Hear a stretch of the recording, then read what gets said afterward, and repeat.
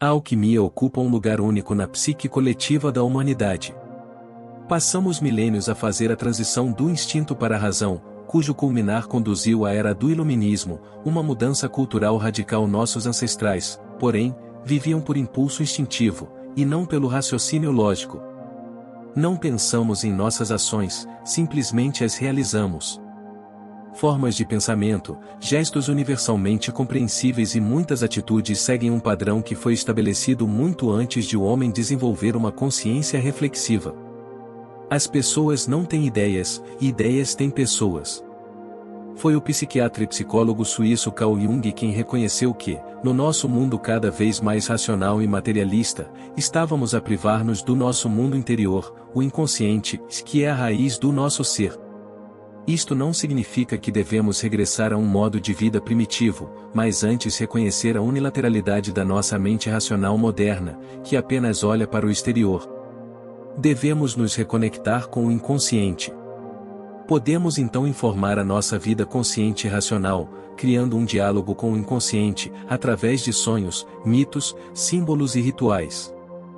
O sonho é uma pequena porta escondida nos recônditos mais íntimos e secretos da alma, abrindo-se para aquela noite cósmica que era a psique muito antes de haver qualquer consciência do ego, e que permanecerá psique, não importa quão longe a nossa consciência do ego se estenda. Em seus 50 e poucos anos, Jung descobriu a alquimia e dedicou os 30 anos restantes de sua vida a estudá-la, que ele praticamente desenterrou do monturo do passado, pois era considerada pseudociência, uma relíquia esquecida da história e campo desprezado da investigação que ele subitamente reviveu. No entanto, a alquimia era tudo menos pseudociência.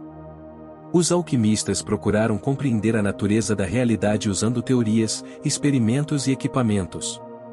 Pensar que a alquimia é uma pseudociência é um anacronismo, atribuindo ideias modernas a períodos mais antigos da história. Tudo o que a mente moderna não consegue definir considera insano. A alquimia pode ser abordada de diferentes maneiras. Os historiadores da ciência veem-na como antecessora da química e despojam-se de todos os aspectos simbólicos e míticos. Na verdade, o nome química deriva de alquimia, alquímica. A química é a desacralização da alquimia, e a alquimia é a sombra da ciência moderna. O foco aqui está nas operações químicas, descobertas e equipamentos. Com seus experimentos, os alquimistas criaram substâncias quimicamente puras para fazer vidro, perfumes, tintas, pólvora e muito mais, além de inventarem a destilação do álcool. Os historiadores da religião, por outro lado, concentram-se nos direitos históricos, nos mitos e nos símbolos ligados às obras alquímicas. Uma dessas pessoas é o historiador romeno da religião Mircea Eliade, que escreveu sobre isso em seu livro De Forge et de Crucible. O foco principal de Jung, entretanto, não era como historiador, mas sim como ver a alquimia de uma perspectiva psicológica. Ele escreve: a redescoberta dos princípios da alquimia passou a ser uma parte importante do meu trabalho como pioneiro da psicologia. Em seus 50 anos, Jung desenvolveu a maior parte do que é conhecido como fundador da psicologia analítica, de tipos psicológicos, complexos, arquétipos, sincronicidade, o inconsciente coletivo, o self, individuação e muito mais, que ele vinha estudando e desenvolvendo desde seu rompimento com Freud. Agora, seu foco era reforçar suas ideias de que o inconsciente coletivo é uma realidade, isso que ele observou em muitos de seus pacientes, e que o self se desenvolve por meio da individuação, e ele se interessou em encontrar outras fontes como material comparativo para sua psicologia. Ele chamou isso de método de amplificação, que permite aumentar o volume do material inconsciente, usando paralelos alquímicos, mitológicos, religiosos e culturais. Jung finalmente encontrou o elo perdido, ao escrever, mas quando comecei a entender a alquimia, percebi que ela representava o elo histórico com o gnosticismo e que, portanto, existia uma continuidade entre o passado e o presente. Fundamentada na filosofia natural da Idade Média, a alquimia formou a ponte, por um lado, para o passado, para o gnosticismo, e, por outro, para o futuro, para a psicologia moderna do inconsciente. Jung descobriu que muitos dos símbolos alquímicos abordavam a mesma coisa que ele buscava em seu trabalho psicológico anterior e eram surpreendentemente semelhantes às imagens oníricas de muitos de seus pacientes. Ele acreditava que os símbolos alquímicos eram produtos do inconsciente coletivo que apareciam às almas atormentadas dos alquimistas, precursores de sua psicologia analítica. Antigos textos alquímicos nos fornecem uma riqueza de insights simbólicos sobre a mente humana e os comportamentos humanos que continuam a ser de vital relevância.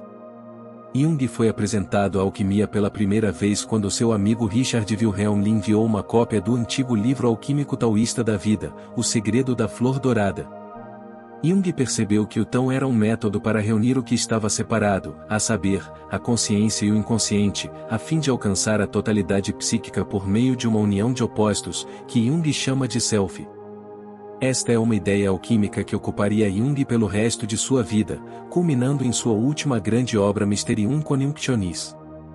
No início, Jung hesitou em abordar a alquimia, percebendo quanto trabalho isso envolveria.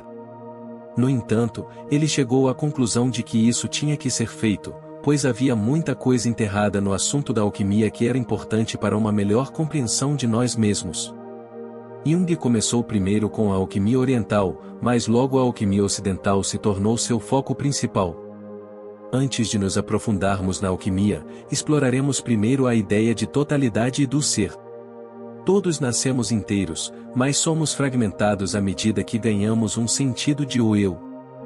Isso é conhecido como eixo ego-eu, onde a primeira metade da vida é a separação do ego-eu, e a segunda metade da vida é a reunião do ego-eu.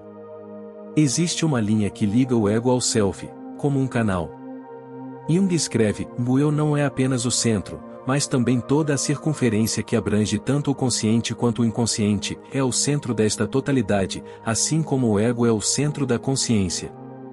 Quando o ego se torna a única fonte de identidade em nossa vida, desconsideramos a outra metade de nossa personalidade, o inconsciente, resultando em unilateralidade e dissociação psíquica. Nossa tarefa é recuperar a unidade original que tínhamos quando crianças, antes de desenvolver o ego. Isto é conhecido como totalidade original, o eu original. Tornar-se como uma criança não é uma regressão, mas uma recuperação da unidade. Embora também possa assumir uma forma negativa se procuramos o círculo protetor da mãe e não queremos assumir a responsabilidade de nos tornarmos independentes, isso é visto no chamado o filho varão o que nunca o cresceu. Todos nós temos uma criança interior arquetípica em nós, mesmo à medida que envelhecemos, a ideia de puera eternus ou juventude eterna, integrar este arquétipo na nossa idade adulta pode ser altamente benéfico. Para Nietzsche, a criança é a metamorfose final para nos tornarmos quem realmente somos. A criança é inocência e esquecimento, um novo começo, um jogo, uma roda automotora, um primeiro movimento, um sim sagrado. Brincar é uma parte essencial da nossa vida e, infelizmente, é colocado em segundo plano quando crescemos e desenvolvemos o nosso ego, embora inconscientemente ansiamos por isso. As crianças projetam significado nos objetos e vivem no animismo, onde os objetos são animados em formas vivas. O sujeito está mais conectado com objetos. Jung escreve: do princípio dinâmico da fantasia é a brincadeira, uma característica também da criança e, como tal, parece inconsistente com o princípio do trabalho sério. Mas sem brincar com a fantasia, nenhum trabalho criativo jamais nasceu. A dívida que temos com o jogo da imaginação é incalculável. Integrar nossa criança interior leva a um estado elevado de consciência, que não possuíamos quando nascemos. Nascemos integrados, desintegramo-nos e devemos reintegrar-nos, esse é o processo de autorrealização. Não há integração sem desintegração. A totalidade é alcançada através de um trabalho interior constante, só depois de 100 dias de trabalho consistente, só então a luz é genuína, só então se pode começar a trabalhar com o fogo espiritual. A luz é um estado agudo de consciência que revela áreas do inconsciente que geralmente estão cobertas. Jung escreve: já é hora de percebermos que é inútil louvar a luz e pregá-la se ninguém pode vê-la. É muito mais necessário ensinar as pessoas a arte de ver. Tornar-se inteiro não é um processo linear, mas sim de circunvolução, um processo em que tudo se relaciona com o centro. Jung escreveu: comecei a compreender que o objetivo do desenvolvimento psíquico é o eu. Não existe evolução linear, há apenas uma circunvolução do eu. Essa percepção me deu estabilidade e, gradualmente, minha paz interior retornou. Eu sabia que, ao encontrar a mandala como expressão do eu, havia alcançado o que era para mim o máximo. Talvez outra pessoa saiba mais, mas eu não. Estar no centro é estar aliviado da ansiedade, do sofrimento e da desesperança, que são os aspectos da borda do círculo, o temporal, de dinheiro, prazer, fama, poder, etc. Um manuscrito medieval retrata um rei que vive na borda da roda, que se move num processo interminável de estou reinando, eu reinei, perdi meu reino e eu reinarei. No centro está a figura de Cristo, um símbolo do eu. Estar no centro é experimentar o êxtase, estar fora de si mesmo sem deixar de ser você mesmo. Os antigos filósofos gregos chamavam isso de estado de apatia, de não confundir com apático, é um estado de sabedoria e tranquilidade, de não ser perturbado pelas flutuações emocionais selvagens, de ser indiferente ao que acontece com você na vida, e ir junto com tudo o que a vida joga em você. Ao observar o que realmente acontece, em vez da nossa percepção do que acontece, permite acalmar o nosso tornado interior e as paixões terrenas. Os estoicos praticavam o que é conhecido como dicotomia do controle, focar naquilo que está sob seu controle e não naquilo que está fora de seu controle. A apatia não é, no entanto, um estado permanente, isso seria um feito sobre-humano, é antes um estado temporário em pessoas que estão mais sintonizadas com a sua alma, o que para Jung é o alinhamento do ego com o self, a fonte de alimento espiritual. Isso é característico do arquétipo do velho e da mulher sábios. Outros são mais afetados pela ansiedade e pelo sofrimento, pois vivem na borda da roda ou do ego, onde a vida se torna um ciclo vicioso. As pessoas farão qualquer coisa, por mais absurda que seja, para evitar enfrentar a própria alma. Estar sozinho consigo mesmo pode levar à solidão no positivo ou à solidão no negativo. Se você fica sozinho quando está sozinho, você está em má companhia. Passar algum tempo sozinho consigo mesmo e com o inconsciente pode ser uma rica fonte de nutrição espiritual e é a chave para a autorrealização. Somente confrontando nosso inconsciente é que podemos nos tornar inteiros. Jung escreve: como médico, é minha tarefa ajudar o paciente a enfrentar a vida. Não posso pretender julgar as suas decisões finais, porque sei por experiência própria que toda coerção, seja ela sugestão, insinuação ou qualquer outro método de persuasão, acaba por revelar-se apenas um obstáculo à experiência mais elevada e decisiva de todas, que é estar sozinho consigo mesmo, ou como quer que se escolha chamar a objetividade da psique. O paciente deve ficar sozinho se quiser descobrir o que o sustenta quando ele não consegue mais se sustentar. Somente esta experiência pode lhe dar uma base indestrutível. Agora que temos uma noção básica da ideia de totalidade, começaremos com as origens e a história da alquimia. A etimologia da alquimia é de origem incerta. Disse que deriva do árabe alquimi, sal sendo o prefixo para o, a palavra vem do antigo nome do Egito, Shkeme, que significa as terras negras, os solos férteis ao longo do rio Nilo, distintos de exoterras vermelhas ou do deserto. Portanto, a alquimia pode ser vista como a arte egípcia ou a arte negra. Outros acreditam que a palavra árabe deriva da palavra grega quimeia, que significa o fundir junto ou o derramar junto. O termo alquimia pode muito bem ser uma mistura destas diferentes fontes. Não está claro onde a alquimia apareceu pela primeira vez, se foi no Egito, na China, na Índia ou em algum lugar do Oriente Médio, ou se aconteceu em vários lugares ao mesmo tempo.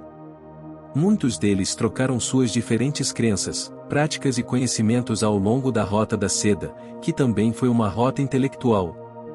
De acordo com muitos estudiosos, entretanto, a alquimia remonta ao Egito. Os filósofos pré-socráticos e da Grécia Antiga lidaram principalmente com o pensamento racional e os princípios naturais para compreender o mundo, e fizeram poucas ou nenhumas experiências. Eles criaram os conceitos básicos ainda válidos na física moderna, os conceitos de matéria, espaço, tempo e átomo, e muitos deles procuraram compreender o mundo através de um dos 4 elementos, o fogo, água, ar e terra. Os egípcios, por outro lado, tratavam principalmente da matéria e, embora tivessem ideias religiosas, não possuíam a base filosófica que os gregos tinham. Uma enorme quantidade de energia dos egípcios foi direcionada para a vida após a morte, e sua principal preocupação era que os tipos corretos de rituais fossem realizados para que a vida eterna após a morte fosse assegurada da maneira correta. A distinção entre matéria e espírito não foi feita pelos egípcios. Se você quisesse ter vida eterna, você precisava de um corpo que vivesse para sempre. Esse era o propósito da mumificação. O principal procedimento químico consistiu em banhar o cadáver à base de bicarbonato de sódio. A raiz da palavra latina natrium, sódio, é a palavra egípcia NTR, que significa o Deus. A mumificação significava banhar o cadáver na substância divina, até que ficasse completamente encharcado nela. Como tal, tornou-se eterno e idêntico ao cosmos. As tendências da civilização grega e egípcia uniram-se num casamento muito frutífero, do qual a alquimia foi filha. Como tal, a alquimia nasceu como um híbrido da filosofia grega e da transformação material e simbolismo egípcio. A figura central na alquimia é Hermes Trismegistus, ou 3 vezes Grande Hermes, cujo nome é derivado do antigo deus egípcio Toto, e de seu homólogo grego Hermes, o mensageiro dos deuses e Psicopompo.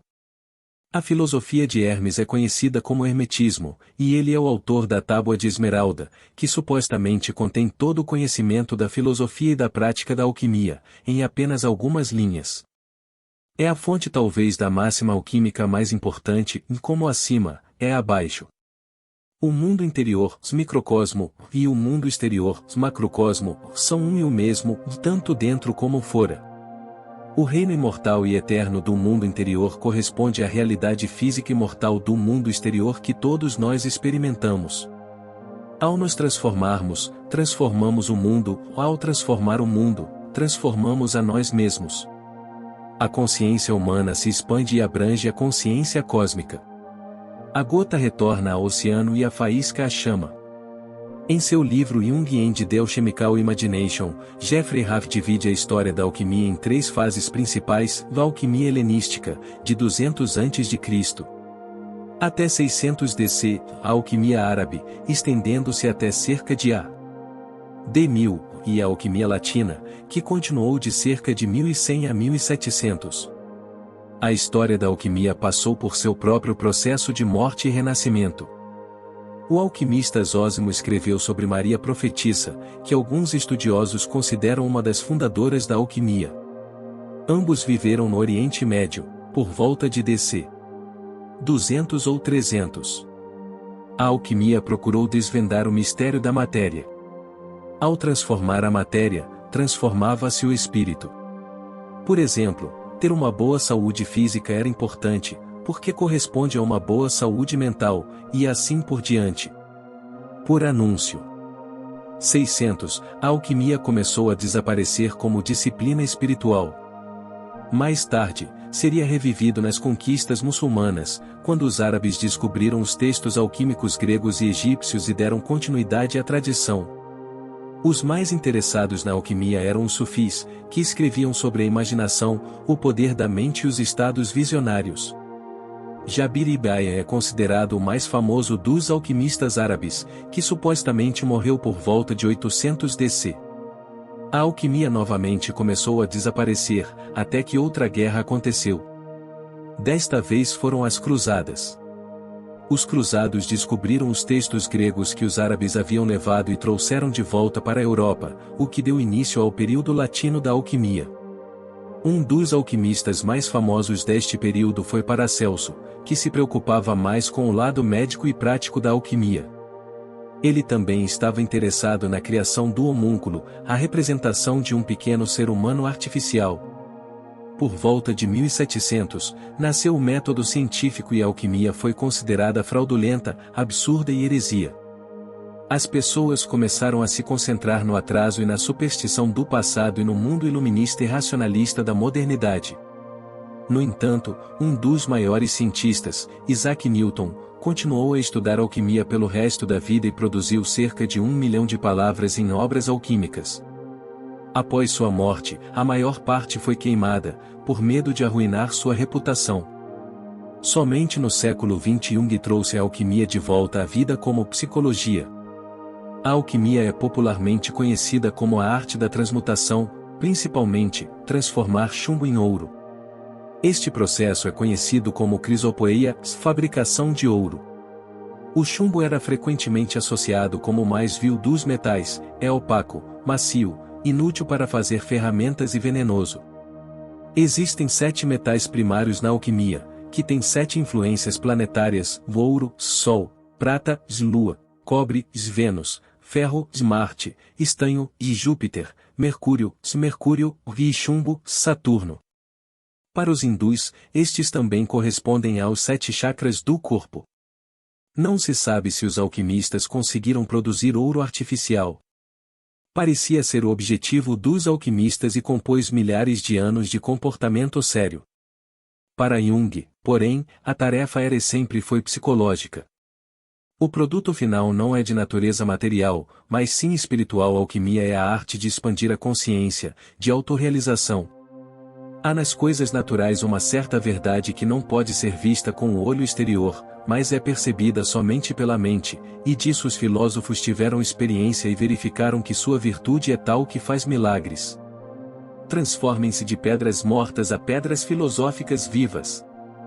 O alquimista espiritual esconde a verdade intencionalmente, de modo a evitar que pessoas mais ou charlatões vencidos pela ganância e pela posse material tenham acesso à sua sabedoria. Houve muitos alquimistas diletantes que não conseguiram compreender a natureza espiritual e psicológica da alquimia como transformação interior. Além disso, ocultar a verdade ajudou a protegê-los da perseguição de fanáticos religiosos, pois era considerada herética e resultaria em sentença de morte.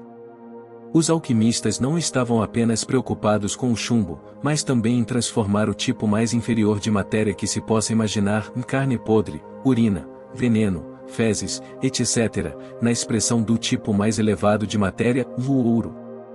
Isso é conhecido como matéria básica ou prima matéria, matéria primeira, que é a única coisa que constitui tudo no universo e é a fonte da vida. Existem centenas de sugestões diferentes para esta substância indescritível.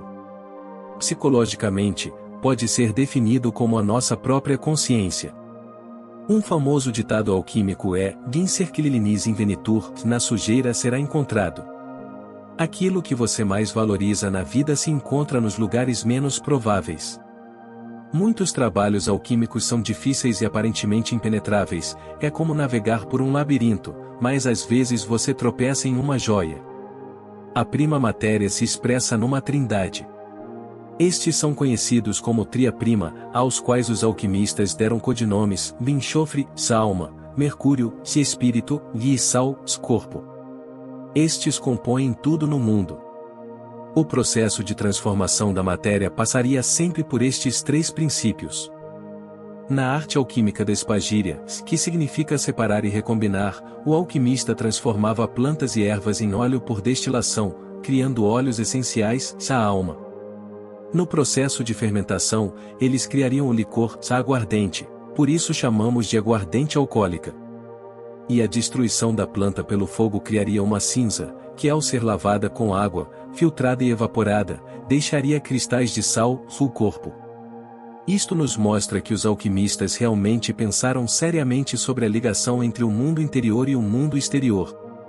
Os alquimistas viam o corpo como todos os objetos e materiais que compõem a realidade.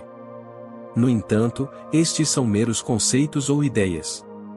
A realidade física não é tão sólida quanto imaginamos. O mundo pode assumir uma aparência totalmente nova dependendo da nossa percepção dele. Este é um reflexo do espírito, que é a mente. E a alma é a causa de tudo o que existe. O espírito é a ponte que une corpo e alma, representado por Mercúrio, a versão romana de Hermes, que também é parente de Toto, são todos o mesmo arquétipo.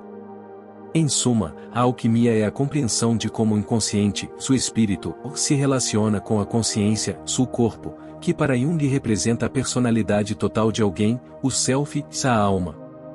Para compreender a natureza da realidade, é preciso compreender a prima matéria. Ao dividi-lo em suas partes componentes, o alquimista reuniria então as partes de modo a criar uma nova substância, alterando os diferentes elementos, fogo, água, ar e terra, e qualidades, quente, frio, seco e úmido. Este é um princípio importante na alquimia, conhecido como solve e coagula, um processo de decomposição para separar e reunir, que é idêntico ao significado da espagíria. O objetivo de transformar a prima matéria é criar o lápis philosophorum, a pedra filosofal, que é o símbolo central da alquimia.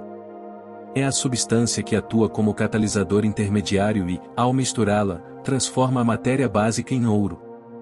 A obtenção da pedra faz parte do que é chamado de opus magnum, a grande obra, dos alquimistas. Os alquimistas acreditam que a obra procede de um e leva de volta a outro. Isto é expresso no famoso axioma de Maria, um tema recorrente na alquimia e símbolo da totalidade, que Jung cita: um torna-se dois, dois torna-se três, e do terceiro surge um como o quarto. Esta é a essência da pedra filosofal, cujo símbolo é o círculo quadrado. Na imagem podemos ver todos os princípios da alquimia acontecendo. O círculo externo é uma representação da alma, cujas possibilidades são ilimitadas e infinitas. Dentro do círculo, há um triângulo, a tria prima. Depois temos um quadrado, que simboliza os 4 elementos. Quando tudo isso é reunido, obtemos mais uma vez o círculo da alma. Isso pode ser repetido numa regressão infinita e é o que compõe a pedra filosofal. A pedra é por vezes descrita como capaz de produzir a panaceia universal, que cura as doenças e sofrimentos da humanidade, o alcaeste ou solvente universal, capaz de dissolver qualquer substância sem destruir o seu componente fundamental, o santo graal, que concede a juventude eterna. E o elixir da vida, que concede a imortalidade, interessava principalmente aos alquimistas chineses. Ironicamente, muitos imperadores chineses que procuravam prolongar a sua vida morreram por beberem elixires. Estas ideias devem ser tomadas como trabalho interno, não existem atalhos para a autorrealização. Foi o nosso desejo pela verdade e pela iluminação da nossa natureza que nos motivou a procurar, através de todos os meios possíveis, aquela coisa que inconscientemente sentíamos que havíamos perdido e que cabe a nós readquirir. Para Jung, a pedra filosofal está em nós mesmos, é o velho ditado: ou conhece a ti mesmo. A pedra alquímica, o lápis lazuli, simboliza algo que nunca pode ser perdido ou dissolvido, algo eterno que alguns alquimistas compararam à experiência mística de Deus dentro da própria alma. Geralmente é necessário um sofrimento prolongado para queimar todos os elementos psíquicos supérfluos que escondem a pedra. Mas alguma experiência interior profunda do ser ocorre à maioria das pessoas pelo menos uma vez na vida. Do ponto de vista psicológico, uma atitude genuinamente religiosa consiste num esforço para descobrir esta experiência única e, gradualmente, para se manter em sintonia com ela, se é relevante que uma pedra seja em si algo permanente, de modo que o eu se torne um parceiro interior para quem a atenção de alguém está continuamente voltada. O significado psicológico da alquimia vem da projeção psicológica. A projeção nunca é feita, ela acontece, simplesmente está ali. Na escuridão de tudo o que é externo ao que encontramos, existe uma vida interior ou psíquica que é a nossa. Jung acredita que, por se tratar de uma questão de projeção, o alquimista estava naturalmente inconsciente do fato de que a experiência nada tinha a ver com a própria matéria. Ele experimentou a sua projeção como uma propriedade da matéria, mas o que ele estava realmente experimentando era o seu inconsciente. Esta foi uma época em que a mente do alquimista ainda lutava com os problemas da matéria, quando a consciência exploradora era confrontada pelo vazio escuro do desconhecido, em que figuras e leis eram vagamente percebidas e atribuídas à matéria, embora realmente pertencessem a ela. Para a psique, tudo o que é desconhecido e vazio está repleto de projeção psicológica, é como se a formação psíquica do próprio investigador estivesse refletida na escuridão. O que ele vê na matéria, ou pensa que pode ver, são principalmente os dados do seu próprio inconsciente que ele projeta nela. Em outras palavras, ele encontra na matéria, aparentemente pertencente a ela, certas qualidades e significados potenciais de cuja natureza psíquica ele está inteiramente inconsciente. Este procedimento não foi, obviamente, intencional ou foi uma ocorrência involuntária. Existe uma existência psíquica que precede a consciência. De tempos em tempos, recebemos mensagens deste reino através de sonhos, fantasias, intuições, visões e assim por diante, e é delas que tiramos a conclusão de uma existência psíquica em nós mesmos que é totalmente diferente da nossa mente consciente. Assim, existe na alquimia uma quantidade surpreendente de material do inconsciente, produzido numa situação em que a mente consciente não seguia um programa definido, mas apenas procurava. Esse é um ponto importante. As conclusões são espontâneas, ao contrário de outros materiais simbólicos que sempre foram revisados. A alquimia contém uma coleção de símbolos arquetípicos com um mínimo de personificação. As representações dinâmicas do processo transformador subjetivo que ocorre nos indivíduos não apenas forneceram confirmação e validação dos próprios conceitos de Jung, mas ele descobriu que forneciam um rico léxico para a compreensão dos sonhos de seus pacientes e de uma série de fenômenos culturais. Para nos tornarmos quem somos, é necessária uma reconexão com os instintos, com o inconsciente e com o mundo mítico. E ao mesmo tempo, manter um ego forte para diferenciar entre o cotidiano e os arquétipos do inconsciente coletivo. É preciso saber a diferença para aplicar o pensamento racional e o comportamento ético aos produtos do inconsciente sem ser dominado por eles ou se curvar a eles, mas também sem ignorá-los e tratá-los como se não tivessem sentido. Quando alguém se fecha completamente ao inconsciente, também se fecha a energia que vem desses símbolos. Isso pode levar à alienação e à depressão. Meditação, oração, sonhos, etc., são todos processos de cura que nos permitem reintegrar o nosso eu fragmentado, alinhar-nos e estar em harmonia conosco próprios. Isso não pode ser feito pelo raciocínio lógico, é um modo de ser participativo e existencial. A união de opostos num nível superior de consciência não é uma coisa racional, nem é uma questão de vontade, é um processo de desenvolvimento psíquico que se expressa em símbolos. A maneira de atrair o inconsciente para a consciência é interagindo com símbolos, que são a linguagem do inconsciente. Estamos constantemente rodeados de símbolos na nossa vida cotidiana, desde tempos imemoriais. E embora tenhamos menos consciência deles do que os nossos antepassados, porque criamos um ambiente artificial e um estilo de vida que, em muitos casos, vai contra os nossos impulsos instintivos, eles ainda estão muito vivos no nosso inconsciente e desempenham um papel importante nas nossas vidas. Procurar símbolos é como pescar no oceano do inconsciente. Carregar muitos fará com que seu barco afunde, isso representa a inflação do ego e arrogância, mas não carregar nenhum símbolo fará com que você se sinta vazio e, sem energia, a vida aparece sem cor, a vida perde o sentido. Como um pescador que volta para casa depois de um longo dia sem pescar, a alma continua com fome. Jung desenvolveu sua própria técnica para lidar com símbolos, que chamou de imaginação ativa. O inconsciente tem 1000 maneiras de extinguir uma existência sem sentido com uma rapidez surpreendente. O trabalho dos alquimistas está repleto de símbolos. Como o Ouroboros, o devorador de cauda, que representa uma cobra ou dragão comendo o rabo. É considerado o símbolo alegórico mais antigo da alquimia, que aparece na Crisopeia do alquimista Cleópatra, simbolizando o conceito de eternidade e retorno sem fim, associado à máxima um é tudo, e tudo é um. Às vezes, um alquimista era iniciado por um professor, que confundia deliberadamente o aluno. Eles não lhe diriam o que realmente queriam dizer, porque queriam que você descobrisse por si mesmo. Se o professor contasse todos os seus segredos ao aluno, não haveria trabalho interno, apenas uma transmissão desapegada de conhecimento, sem qualquer transformação no indivíduo. É preciso trabalhar com o material até chegar a uma compreensão que impacte a vida da pessoa. O ouro é o valor mais elevado da consciência, a realização do ser.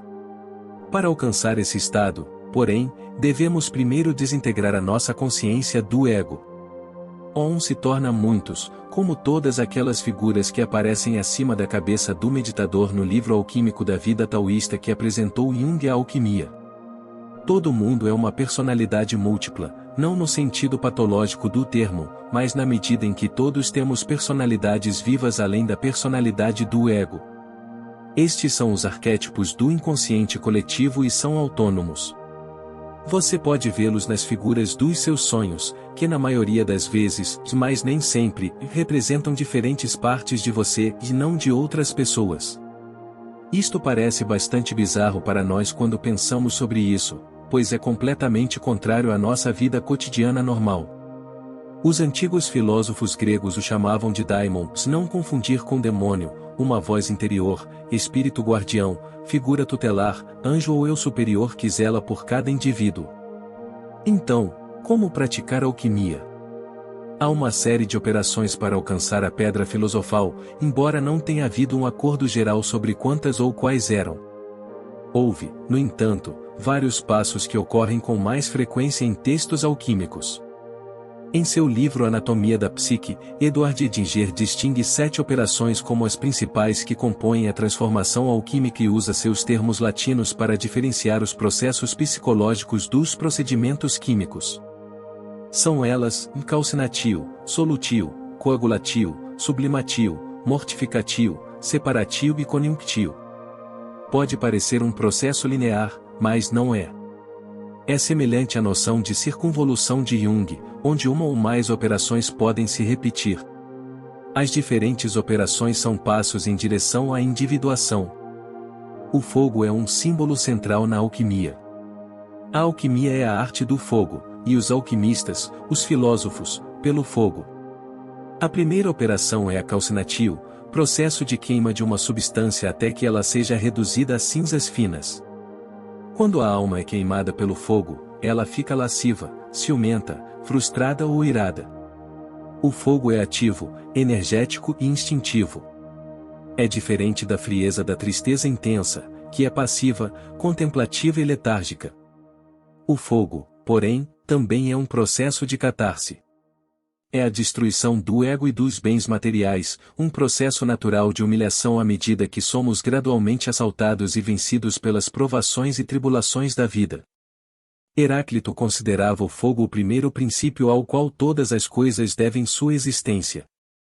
Alimentar a chama do coração com devoções diárias de ação correta, pensamento correto, fala correta, meditação e oração ou aumenta o poder, a sabedoria e o amor da natureza divina do homem.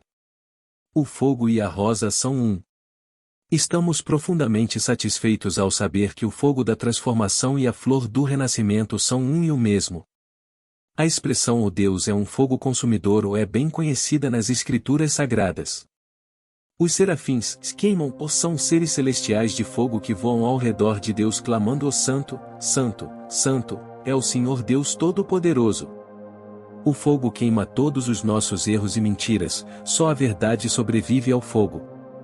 A segunda operação na alquimia é solutio. Enquanto calcinatio simboliza o fogo, solutio refere-se à água. Alguns textos consideram-na a raiz da alquimia. É o processo de transformar um sólido em líquido. É mais uma dissolução do ego e uma imersão nas profundezas escuras do oceano, o inconsciente. A terceira operação é coagulatio, que representa a terra, transformando o líquido novamente em sólido. Assume uma forma fixa, pesada e permanente. É a queda do espírito para a carne, do céu para a terra. O fato de algo ter se tornado terra significa que foi concretizado em uma forma particular, que se tornou apegado a um ego. Expor-se à vida diária e ao trabalho duro solidifica a personalidade. Jung escreveu: "Passei sem eletricidade e cuido eu mesmo da lareira e do fogão. À noite, acendo as lâmpadas antigas. Não há água corrente e eu bombeio a água do poço. Corto a lenha e cozinho a comida." Esses atos simples tornam o homem simples, e como é difícil ser simples. É importante ter uma forte âncora na realidade ao interagir com o inconsciente, e não se perder no pensamento abstrato, em detrimento da vida prática, que leva à depressão e à melancolia. Ações falam mais alto que palavras. Além disso, quando alguém assume a responsabilidade de tornar conscientes os seus conteúdos inconscientes, caminha para a autorrealização. A palavra humildade vem da palavra latina humus, que significa terra. Uma pessoa humilde tem os pés no chão. Humano é derivado da mesma palavra, aquele que está ancorado. A humildade contém uma rica fonte de nutrientes que nos cura. A quarta operação é a sublimatio, relativa ao ar. Transforma o material em vapor, que surge do topo do recipiente alquímico e era visto como espírito, em contraste com o material. A reunião do corpo com o espírito é um processo de elevação onde uma substância inferior é traduzida em uma forma superior por um movimento ascendente. É como respirar o ar puro da montanha depois de uma subida difícil. Quando temos um problema e olhamos para ele ou de cima, muitas vezes ele deixa de ser um problema, pois ganhamos objetividade psíquica. A sublimatio está associada a escadas, nuvens, carruagens, etc. O processo é libertador, mas também perigoso, pois pode levar alguém a alturas insuportáveis, pode ser desastroso ficar preso no céu. Um jovem relembra vários sonhos que teve. Certa vez sonhei que tinha subido uma escada para uma plataforma alta, e então alguém removeu a escada e eu fiquei preso no alto, sem ter como descer novamente. Outra vez, eu estava subindo uma escada quilômetros acima da superfície da terra, com algo me impelindo para a frente.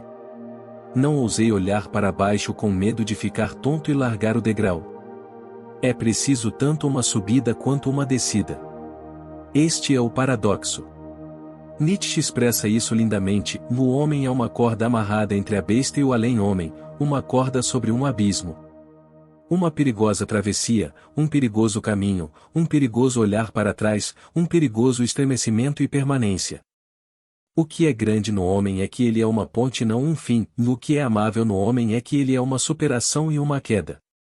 Como diz um ditado alquímico, sublimar o corpo e coagular o espírito. O movimento ascendente eterniza, o movimento descendente personaliza. Este processo é expresso na tábua de esmeralda, que se refere ao único princípio da alquimia: dele sobe da terra ao céu, e desce novamente à terra, e recebe o poder do acima e do abaixo. Assim você terá a glória do mundo inteiro. Portanto, todas as trevas fugirão de você. Nossa felicidade não deve ser baseada em algo ilusório. Quanto menos desejos terrenos alguém tiver, mais rico ele realmente se torna. As ilusões prendem-nos a um falso sentimento de limitação humana e escravizam-nos, seduzindo-nos a entregar-nos a coisas que dificultam o desenvolvimento da alma. O resto das operações assume uma forma diferente dos 4 elementos. Durante o processo de transformação da matéria, os alquimistas viam ocorrer diferentes etapas ou mudanças de cor: lunigredo, escurecimento, o albedo, esbranqueamento, as citrinitas, amarelecimento, e o rubedo, avermelhamento. A partir do século XV, porém, as cores foram reduzidas a 3, e o amarelo caiu em desuso ou raramente foi mencionado, pois se fundiu com a fase final. O nigredo é uma morte espiritual. Somente tendo a coragem de abandonar as velhas ideias e limitações que estão bloqueando o seu desenvolvimento, é que se pode abrir a porta para uma nova visão, transformando-se em um novo eu. Como escreveu Nietzsche, a cobra que não consegue tirar a pele tem que morrer. Assim como as mentes que são impedidas de mudar de opinião, elas deixam de ser mentes. O guia para esse insight não é apenas a experiência adquirida na vida, mas também a escuta do inconsciente, que é o nosso guia definitivo na vida. O sujeito deve estar aberto e consciente de seu inconsciente e abordá-lo de maneira honesta. O nigredo representa a 5ª operação alquímica, a mortificatio. Podemos observar esse processo na natureza, como a decomposição dos corpos, a queda das folhas, o apodrecimento dos frutos, etc., onde os nutrientes são reciclados de volta à terra. A ideia de algo que fica preto é a matéria começando a morrer e apodrecer, putrefactio. O nigredo é visto como a mais negativa das operações, e muitas vezes referido como o preto mais preto que preto, um lugar sem luz. É a noite escura da alma. O processo é uma purificação da horrível escuridão da nossa mente. Este estágio é representado pelo corvo e inclui morte, sofrimento, tristeza, depressão, solidão, cansaço da vida e suicídio. Ela se manifesta naqueles que vivenciam uma crise de sentido na vida, que se sentem engolidos pelo chão, e a única saída é iniciar o trabalho interior. O estado de horror, porém, é tão insuportável que recorremos a qualquer coisa para desligá-lo e, assim, ficamos entorpecidos de prazer. Quando começamos a nos sentir desconfortáveis e conscientes de que algo não está certo, mas não sabemos o que é, e estamos num estado de massa confusa, de caos interior. É a voz da vida não vivida. Se prestarmos atenção nisso, começaremos a ver coisas que não gostamos de ver em nós mesmos, mas que podem ser muito valiosas. Neste estado, devemos perguntar-nos: qual é a próxima coisa certa que posso realmente fazer, além de nada? O nigredo é um momento de máximo desespero, pré-requisito para mudança e transformação. É um processo de separação do joio do trigo. Quando você chega a essa solidão consigo mesmo, quando está eternamente sozinho, e você é forçado a se intrometer e é obrigado a tomar consciência de seu passado. A porta para a paz é estreita e ninguém pode entrar, exceto através da aflição da alma. Para Jung, o nigredo é o confronto com a sombra e o material inconsciente. Ele escreve: o autoconhecimento é uma aventura que nos leva inesperadamente para longe e profundamente. Mesmo um conhecimento moderadamente abrangente da sombra pode causar muita confusão e escuridão mental, uma vez que dá origem a problemas de personalidade que nunca se tinha imaginado antes. Só por esta razão podemos compreender por que os alquimistas chamavam a sua nigredo de melancolia, um negro mais negro que o preto. No auge do desespero e da escuridão, porém, é onde de repente uma iluminação vem de cima. Não há luz sem sombra e não há totalidade psíquica sem imperfeição. Para completar-se, a vida não exige perfeição, mas plenitude, e para isso é necessário o espinho na carne, o sofrimento dos defeitos sem os quais não há progresso nem ascensão. É o arquétipo do curador ferido, estar em casa na escuridão do sofrimento e ali encontrar germes de luz e recuperação. Este é um processo de cura, Jung chama esse processo de enantiodromia, a união dos opostos. Quanto maior a tensão, maior é o potencial. Uma grande energia brota de uma tensão correspondentemente grande de opostos. Antes do segundo estágio, o albedo, e há uma fase de transição chamada cauda pavonis, cauda do pavão, na qual aparecem muitas cores. O albedo é a lavagem das impurezas, um batismo, representado pela pomba. Isto leva ao sexto passo, a separatio, a consciência dos opostos, do nigredo e do albedo. Neste ponto é alcançado o primeiro objetivo principal do processo. O albedo é muito valorizado por muitos alquimistas como se fosse o objetivo final. É a condição feminina ou lunar, que permite criar prata. No entanto, alguns submeteram a matéria branca a outra morte, tornando-se preta mais uma vez. Se bem-sucedido, levaria à fase final, o rubedo. A cor vermelha está associada ao sol, ao ouro e à pedra filosofal, encerrando a grande obra. Procure a frieza da lua e você encontrará o calor do sol. Este é o despertar, onde a fênix surge e renasce do fogo. Paramos de temer a escuridão, uma vez que sabemos que a fênix em nós ressurgirá das cinzas. Somente aquilo que pode destruir a si mesmo está verdadeiramente vivo. O vermelho e o branco são o rei e a rainha, o sol e a lua, que nesta fase podem celebrar o hieros gamos, casamento sagrado, conduzindo à fase final, a conjunctio. Este passo foi particularmente importante para Jung e representa a reunificação da prima matéria, criando a pedra filosofal.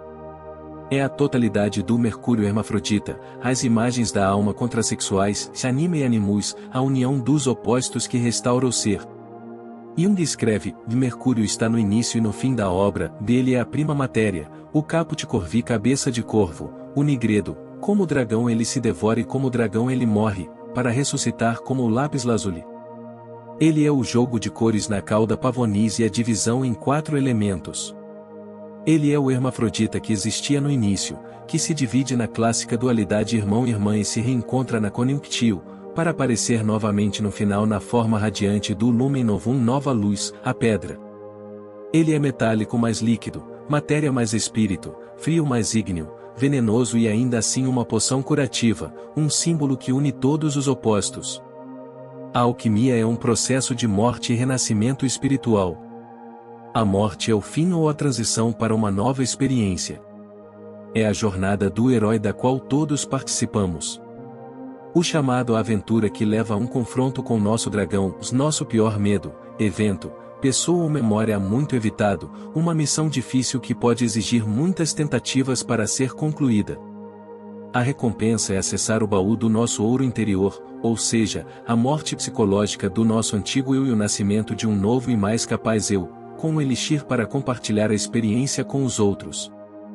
O fim do trabalho alquímico foi concebido como autoconhecimento. A alquimia procura curar o sofrimento da mente humana, da alma humana. Um verdadeiro alquimista apodera-se da matéria negra de toda a existência e transforma-a em algo luminoso. Para que este conhecimento espiritual seja valioso, deve ser colocado em prática. Resumindo, temos calcinatil, fogo, solutil, água, coagulatil, terra, sublimatil, ar, depois mortificatil e separatil, nigredo e albedo, e, finalmente, coniunctil, rubedo. Deve ser reiterado que esta é uma das muitas interpretações diferentes do processo alquímico e não deve ser tomada como definitiva. Isto deveria, no entanto, servir como uma sólida introdução ao trabalho alquímico. Na Montanha dos Adeptos, vemos que o processo de desenvolvimento psicológico é análogo aos estágios da transformação alquímica da matéria básica em ouro. A pedra filosofal aqui é representada como um templo dos sábios ou enterrado na terra. A fênix, símbolo da personalidade renovada, abrange o sol e a lua, seus opostos como masculino e feminino. O zodíaco ao fundo simboliza a duração do processo, os 4 elementos indicam totalidade. O homem vendado representa a busca cambaleante pela verdade, o caminho certo é mostrado pelo investigador preparado para seguir seus instintos naturais. Um velho alquimista deu o seguinte consolo a um de seus discípulos: não importa quão isolado você esteja e quão solitário você se sinta, se você fizer seu trabalho com verdade e consciência, amigos desconhecidos virão procurá-lo.